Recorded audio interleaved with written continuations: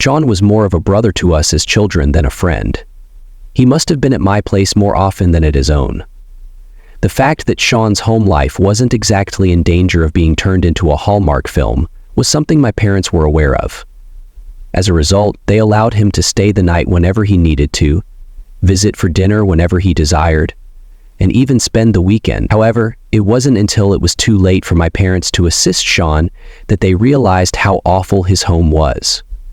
Because I never told them, they were unaware of how awful his reality was, and I will always bear the consequences of that omission.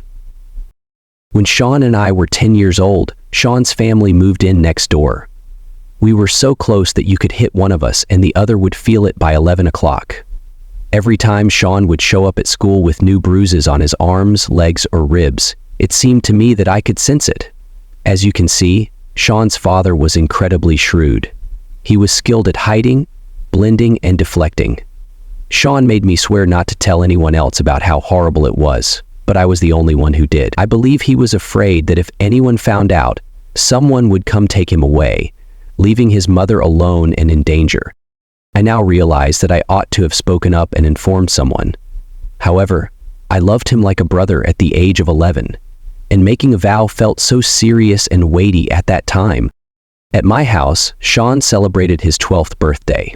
By that point, my parents realized his family would not be celebrating, so my dad got pizza and my mom made a cake, and the four of us had one of the most memorable days of our lives. You see, Sean and I had a strange infatuation with old monster movies, particularly the Hammer horror films in black and white. We spent the entire afternoon and evening marathoning Wolfman, Frankenstein, and the rest, watching them on repeat whenever we could. Sean never grew weary of the old black and whites or wanted to watch any of the new ones, despite the fact that we had seen them countless times. "Just the timeless tunes, Joey," he informed me. "The classics are remembered by people. You know, they're unforgettable. They never go away." I will always remember his last birthday. I hope Sean had a positive experience. His eyes, delicate blue and cracked with worry, were the eldest even as a child. Sean and his mother passed just 2 weeks after Sean's 12th birthday. His father was apprehended by the cops at an Easton petrol station. He admitted to his actions, but he never explained why he chose to remove my friend. People like him, in my opinion, don't really need an excuse. Some people like causing harm to others. Sean's passing was difficult for all of us, but I was physically ill for weeks after. Grief played a part, but so did guilt. Instead of seeing them bury my friend in the ground on a bright, bitter winter day, I would have been sitting on the couch with Sean, watching Van Helsing stake Dracula, had I spoken up. No. Silence in the face of evil only serves the interests of the monsters, even though a vow is a precious thing. For me, Sean's passing took a lot of the color out of the world. I not only allowed fear to enter my life, but I made it my home. Nerves like tripwires confused my head.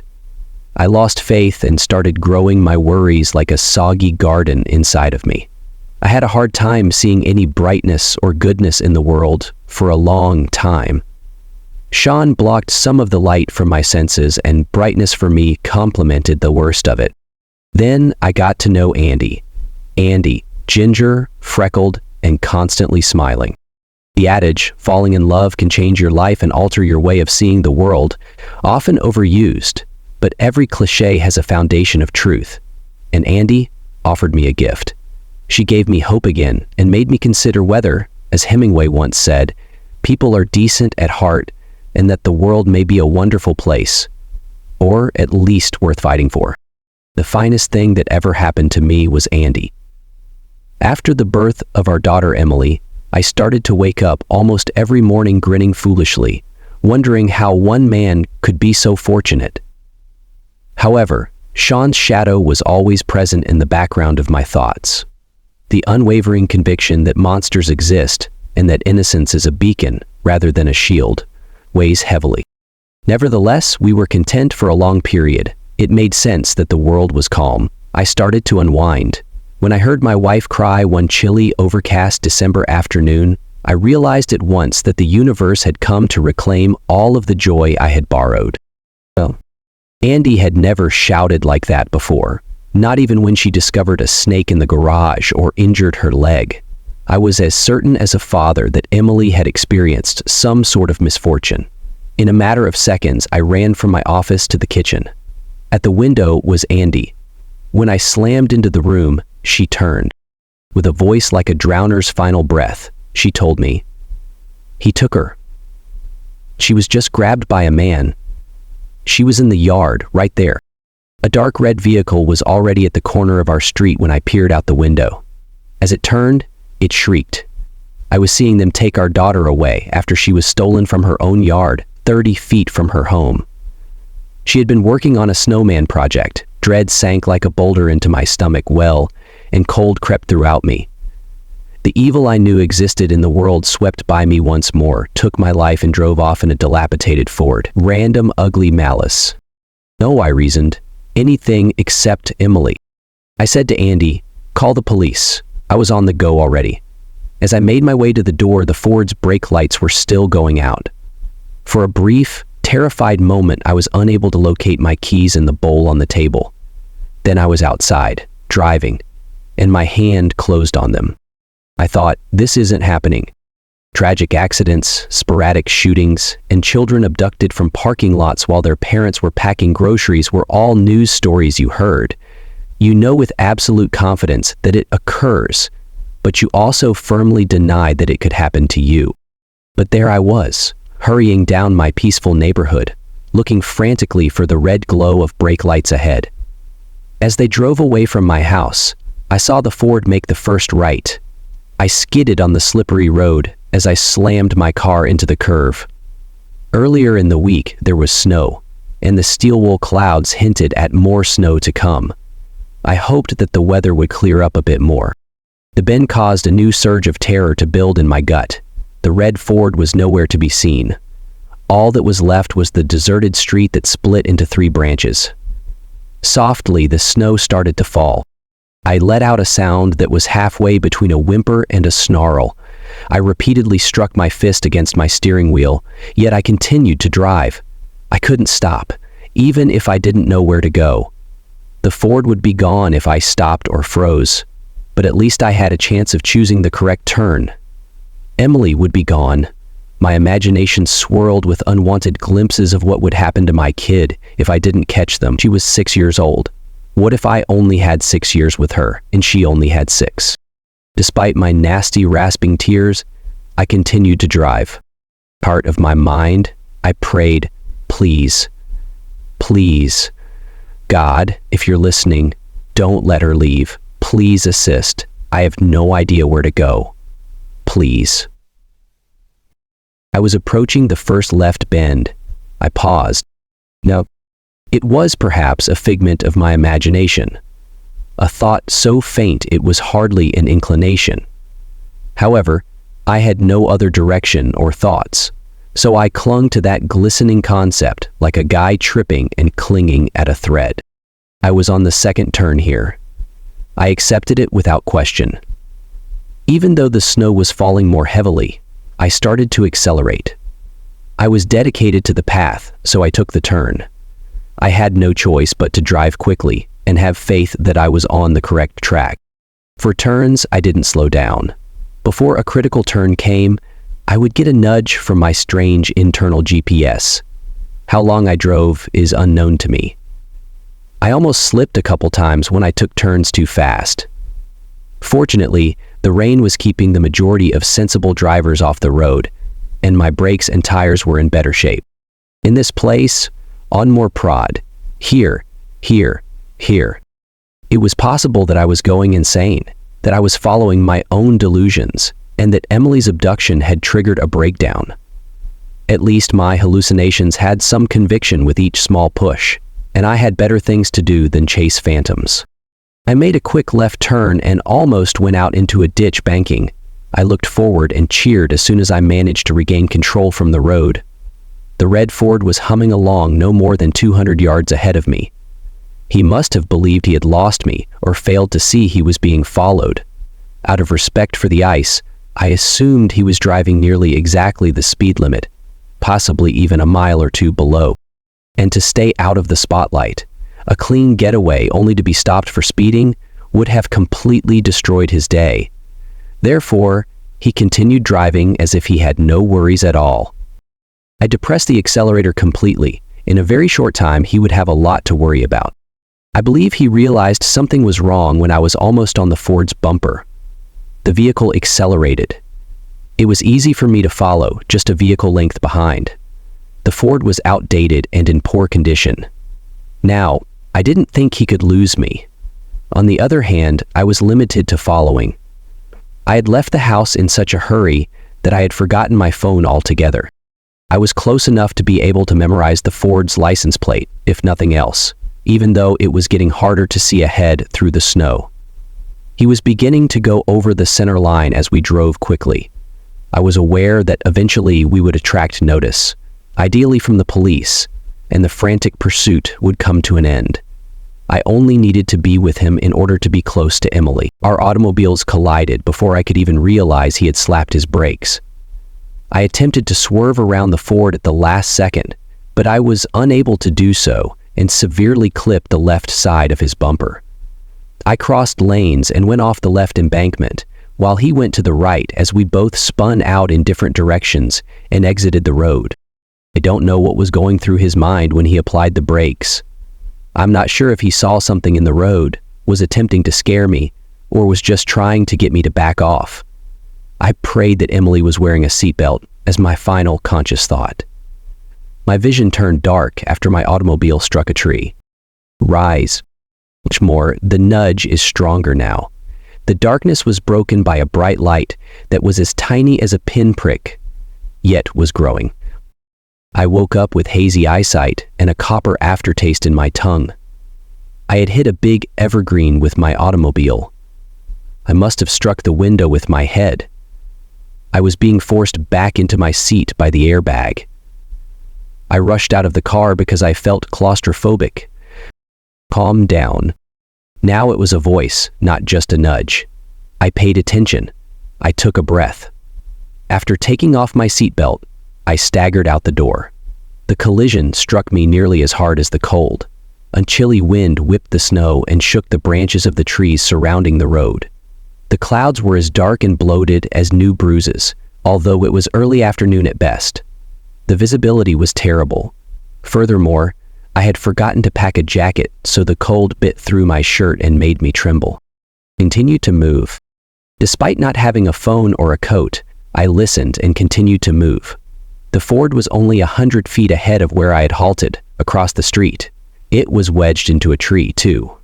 When I walked over and noticed that the driver's side was hit, I breathed a small sigh of relief. The Ford had both of its doors open. There was nothing in the automobile.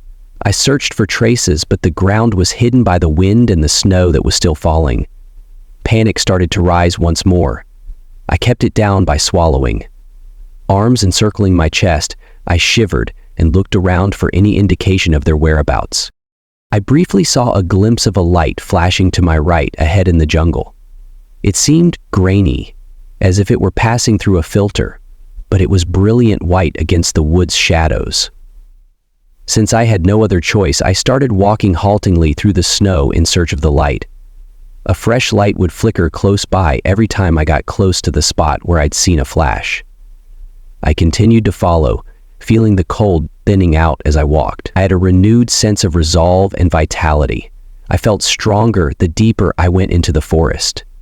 I was determined to follow the route.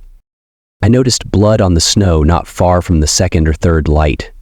The blood appeared smeared, dark crimson like the Ford, in the last of the winter light. With a strained breath, I hoped Emily wasn't the source of the blood. Further blood was visible ahead, leading to a narrow grove of trees. From beyond the trees, the light flared once more. As quickly as I could drag myself through the calf-high snow, I made my way in that direction. Emily was there when I finally made it through the trees.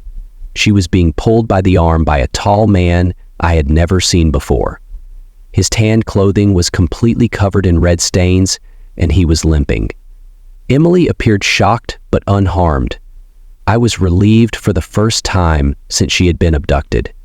She was a tiny figure in a purple jacket on a white background, perhaps 20 feet away. Then the man noticed me, when he glanced back over his shoulder. In an attempt to urge Emily to accelerate, he gave her arm a violent jerk. Anger quickly overcame the relief I had experienced. I don't think the term angry adequately describes how I felt.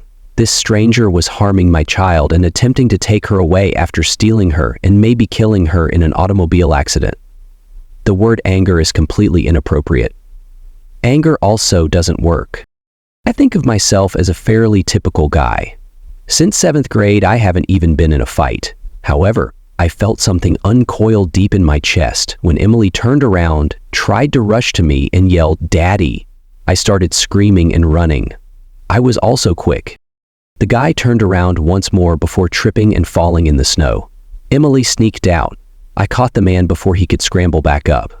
I believe that every parent has an animal or old creature that hides in their heart. Seeing your child in danger has a way of bringing out that inner beast, and it comes out ugly, regardless of how civilized we are or how well that animal sleeps. The man said, "Please," as I continued to strike him. "Please, please stop. There is no cure for depression, none whatsoever." It like drawing a portrait backwards. His features started to smear and lose some of their detail every time I struck him. I believe I was still shouting.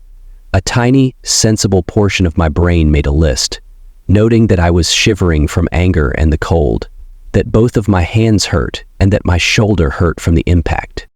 However, the roaring hatred that was punctuated with each knuckle strike upon a fast, softening face drowned out the whispers from that logical part of my mind. The stranger was pallid, in his early 20s, and had a quite pitiful beard. Much younger than I would have imagined. Through broken teeth and bruised lips, he forced the word out, "Please." Suap. In my mind, a slideshow of all the terrible things that may have happened if he had gotten away with my kid, and all the ways he could have harmed her, was playing in an empty theater. The black veil of anger was finally broken by a nerve-ripping blast of anguish. I had a broken left hand. I continued swinging with my right hand while letting it hang at my side. I managed to spit out a few sentences once I stopped screaming. Mine. The rest of the world was being choked out by the increasing weight of that black cloud. Anything else than the need to harm this man was out of the question. Then, gradually, light started to appear in my vision. A hand touched my shoulder. Suddenly, painfully, I realized that I needed to be there for my kid. But it was a flickering ghost's hand on my shoulder, not Emily's. "John," I said. It wasn't a question, it was a declaration. He appeared exhausted, filtered, and washed out, yet he was unmistakably my friend as I had last seen him. He had a youthful appearance. Around him, the light flickered and dimmed. It was like viewing a black and white old movie when you looked at him. "Hello," the same voice that had directed my turns was playing in my mind. Now it was louder, very familiar. "Hello?" John nodded to his right and grinned. Emily was in the fetal position, her arms wrapped around her quivering head. The anger left me as fast as it had come, and was replaced by a deep-seated sense of humiliation. She was attempting to ignore the noises and the image of her father murdering a man in front of her. I rolled away from the stranger, staggered over, and gave Emily a tight hug. I pressed my face to her brow and muttered, "I'm sorry. I'm so sorry. I'm sorry. I apologize, but you're fine now. You're all right, Emily. I cherish you." The gravity of what I had almost lost crashed over me as I coughed on the final words, fatigued and nauseated from the adrenaline rush. At that point, the weather and my injuries caught up with me. I hardly had time to turn aside before I puked all over the brand new snow. Emily was giving me a strong embrace after I felt a tiny hand on my arm. She mumbled against my shoulder, "You found me." I sobbed. I lost sight of my wounds, the cold and my rage. My fear and everything else that wasn't her face vanished from my mind. I cried while holding her. Big, wrenching, lovely cries. My world had returned to me, and I held it, and Emily, near to me. The length of time we spent holding each other in the snow as father and daughter is unknown to me. When I finally looked up, I saw Sean observing us with a dejected grin. I said to him, "Thank you." He gave a nod. He gazed down at the stranger as his smile vanished. The man's face resembled a smashed pumpkin, but he was still alive. The visitor had moved, as evidenced by the short red road and the scarlet-stained snow surrounding him. Still on his back, he had been attempting to pull himself away from me. He had probably made it 4 feet or so. Sean told her not to watch. I turned to face the stranger, nodded, and gave Emily a hug. "Don't watch," Sean advised. I had to, even if I shouldn't. Sean looked to the stranger after a minute, his eyes flickering in black and white.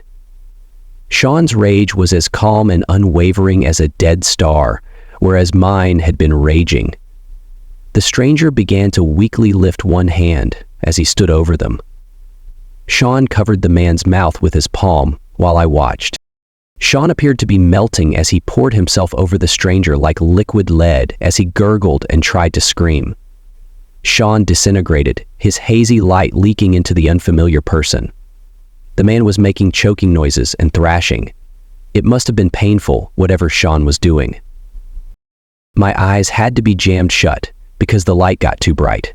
I opened them and saw just red smears on the snow, and Sean and the stranger were gone. An echo of my companion faded, a final flash of black and white. I shouted, "Wait! Refrain from leaving!" Something lingered, even if there was no response. The cold's sharp edge subsided, and some of the ache in my hand and shoulder disappeared. I was aware that Sean was still around. Like an aftershock, the edges of depression and Las Vegas faded away into memory. I said thank you to the snow that was empty. "I truly regret not being able to assist you. I'm very sorry I was unable to." The ghost of a comforting touch. Even though I didn't think I would ever be able to forgive myself, I knew he never held me responsible and that he had forgiven me. "Who was that?" I was asked by Emily. "Who was the black and white boy?" I informed her, "That was your Uncle Sean." I felt warm in the woods even though the sun was sinking into the horizon, the snow was still falling, and the wind was still shaking the trees. Secure and well cared for. "Allow me to introduce you to your uncle." Shortly after sunset, Emily and I were discovered sitting there by a state trooper. The trooper had tracked us down after someone reported the crashed autos. He informed us that the footprints had been obscured by snow in a few spots, but he had discovered us there after spotting a glimmer of light. I tried my best to describe what transpired. I must have sounded as though I was stunned. The trooper radioed for assistance and handed me his jacket. There was a flurry of activity with police in the woods. Even a chopper was present. The stranger was never located. According to the official narrative, the man fled when I repelled him. My wife feared that he would return. But when I assured her that we would never, ever have to worry about that man again, she believed me. She gazed at me with a fierce love in her eyes, but she didn't ask any questions. If someone ever came for Emily again, I knew Andy had her own sleeping creature, curled up and waiting. There are dark and terrible things in the world. Monsters can be found anywhere, and the most adept at blending in are frequently the worst. I get my family together, and we watch old movies whenever the news is too depressing or my worry begins to overcome me. Just the classics, like the ones Sean and I used to watch. It's almost as if he's sitting there with Andy and Emily when I talk about him. I kept thinking about all of these things until the last bell of the day rung, letting us out of school for the day. To get ready for the night, I snatched up my backpack and nearly ran outside to my car, got in, and sped out. I sat in my room and gazed at the posters of films like Insidious, Paranormal Activity, Annabelle, and The Conjuring that covered the walls. My bedroom appeared to have been littered with Halloween's vomit.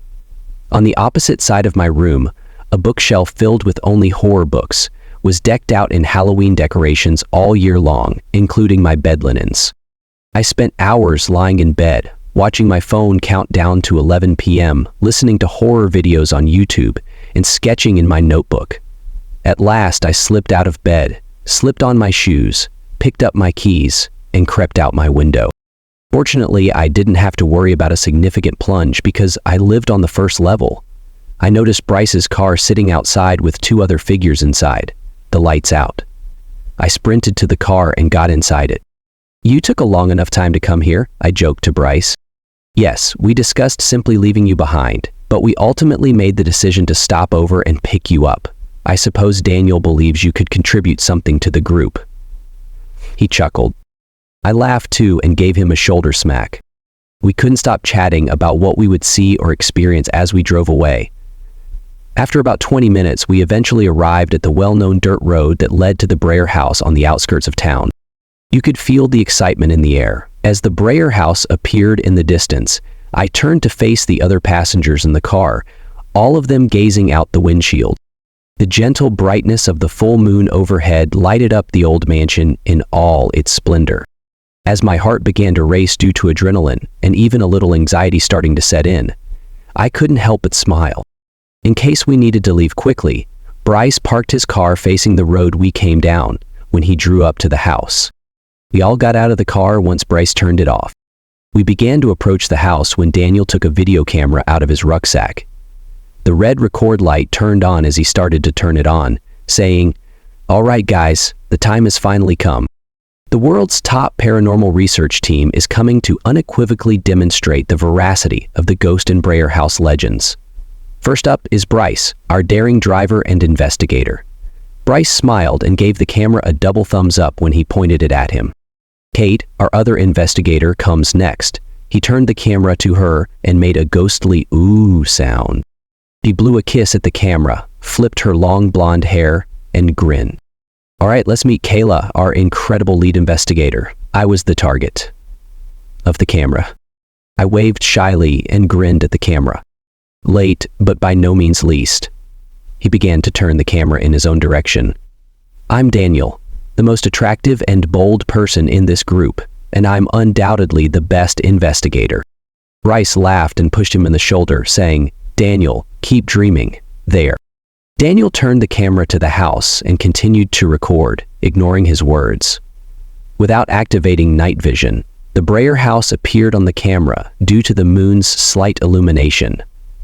The absence of people and the total darkness, even with the moon's eerie pale glow, made it appear much more ominous than before.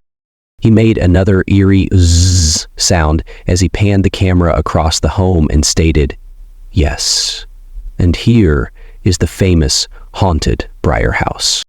"All right, everyone, let's go inside. Will you perform the honors, Bryce?" I motioned for him to open the door. He smiled and said, "No problem." He took a tiny silver key from his pocket and jammed it into the keyhole, flipping the lock over with a snap. Voila! He pushed the door open, exposing the house's dimly lit interior. I extracted flashlights for everyone by reaching into my small black rucksack. We all turned them on, lighting the old house's first room. It appeared exactly as I had remembered from my early years. To improve the lighting, Bryce took out his lighter and lighted candles all over the room. The stairs seemed brighter in the warm orange light. Nearly directly to the right of the front door was the wooden staircase that led up to the second story of the house. For a moment, I thought I saw something move away from the edge of the balcony, out of the light, as I looked up at the balcony at the top, overlooking where we were standing. I wasn't sure if I had saw something, or if it was a trick of the light, because there was only a minor change in the shadows. Daniel narrated the entire journey to the living room, including the murders that took place there, and how the mansion got to be so well known. He even recounted the events that transpired with me. The goal of tonight is to demonstrate that these spirits exist. Are they works of fiction or fact? He posed the question to the imaginary camera audience. Bryce ignited all the candles as we entered the living room. We all moved toward the couches, facing the hearth. The couches lacked aesthetic appeal and were quite ancient. The color has faded considerably over the years, and the leather was peeling and split. In all honesty, it appeared that the Bryers retained the property solely to generate additional revenue from Halloween tours. They certainly didn't prioritize maintaining the facility. Daniel exclaimed with excitement, "All right, let's start this party." He placed his camera on one of the couches so it could continue to record our activities. Then he opened his backpack to find a planchette and Ouija board. Gently, he placed them on the table after removing them. I took 4 black candles out of my backpack and placed them on the table. "Is everyone prepared?" Glancing around the group, I inquired. I took a seat at the head of the table after they all nodded in accord. In order for each of them to reach the planchette for the board, the others sat around me. "Let's get started," I murmured, glancing at each of them. We all put our hands on the planchette after Bryce ignited the 4 candles. I instantly felt like I had a lot of eyes on me. I glanced around at the others, and I could tell by their faces that they had had the same feeling. I spoke. "Is there anyone here who would like to talk with us?" After shaking off the emotion by moving the planchette 3 times in a clockwise motion on the board. There was a deafening silence in the house, even without the creaking of the ancient wooden boards. I tried again after clearing my throat. "Who among us would like to talk to anyone here? Talk to us, please. We would want to hear your side of the tale," said Bryce. After a few moments of silence, the candles flickered, and a cold breeze appeared, as if someone had just turned on the air conditioner. I felt a chill go up my spine as the air became colder and heavier. "Whoa," Kate exclaimed, her voice trembling a little. "I firmly believe that something is taking place." Daniel turned to the camera and exclaimed out loud, "Hell yeah. We appear to have a real ghost on our hands." Slowly, the piece began to come to life, rising to the top of the board and saying yes. My own enthusiasm was increasing, and I could see it on everyone else's expressions at the table. In fact, we had connected with something or someone on the other end. "What's your name?" I inquired out loud. He paused and looked back at me. The piece gradually moved across the board, from yes to J, A, N, E. "Hold on, Jane, like Jane Breyer?" Bryce inquired. The article returned to yes. "That's my great-great-grandmother," Bryce grinned. "Well, I'm your great-great-grandson," he said. As we posed one question after another, the piece went around the board. "After this, is there life?" "In a sense," the board had answered. "Why haven't you left this place yet?" "Can't," the board stated plainly. "What the hell happened here?" "Basement, floor." It was clear. "What even does that mean?" Daniel looked at each of us and asked. "Avoid staring at me," Bryce said. "Since Kayla's ordeal, I have deliberately avoided this house's basement." He turned to face me. "Perhaps there is more to the tale than what we now understand? What if there is truth to some of the rumors about what actually occurred here? Could it have been possession, or maybe witchcraft of some kind?"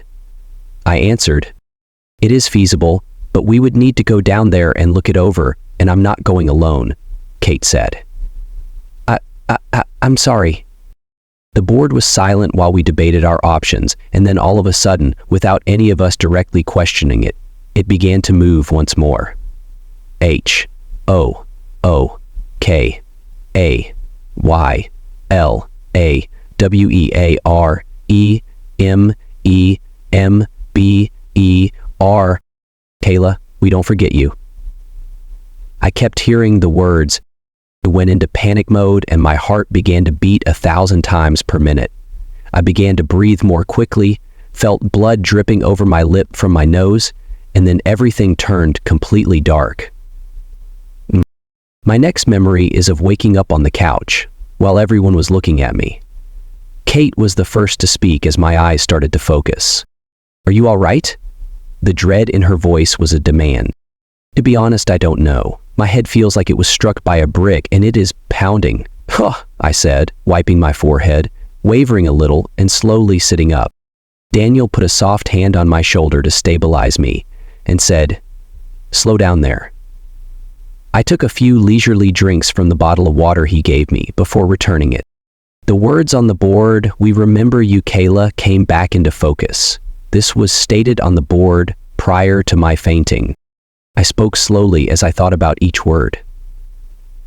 I think whatever I saw in that basement when I was a child was trying to communicate with me just now.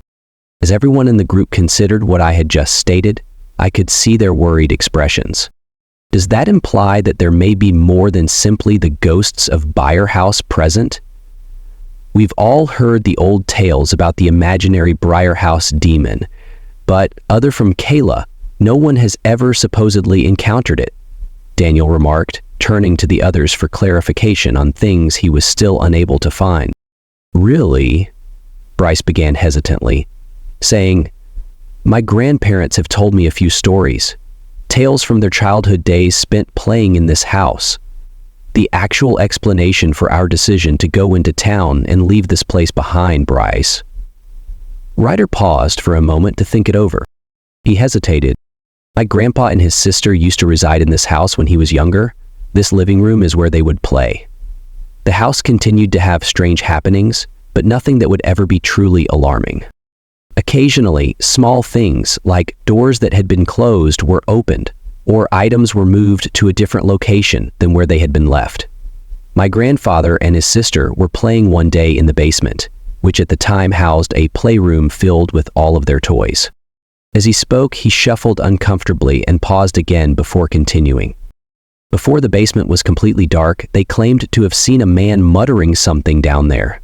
They wept and yelled as they ran upstairs, but the door wouldn't budge. Eventually, their parents were able to pry the door open. For a moment before the light touched it, my great-grandparents saw a shadowy figure reach out to grasp the kids as the door flew open, and then suddenly, it was gone, he said with a poof. In stunned stillness, we all just stared at him. The first to break the stillness was Daniel, who said, "What the heck, man? Why didn't you tell us this story earlier?" Suddenly, Bryce felt as though every muscle in his body had been frozen in place. After looking at the ground, Bryce started talking softly, his tone growing deeper as he spoke. "I apologize, everyone. However, I was unable to share this story with you all, at least not yet. But now." He started glancing up at us. Hatred entered his gaze. Now is the right moment. He gave us a smile that was brimming with sheer hate, rather than joy or contentment. "Thanks, friends." That was his final statement before a powerful surge of wind whipped through the room, and then it was suddenly pitch black. Every single candle was blown out. "Bryce!" After Daniel and Kate both called out, I soon began shouting his name as well. I said, "Where did he go?"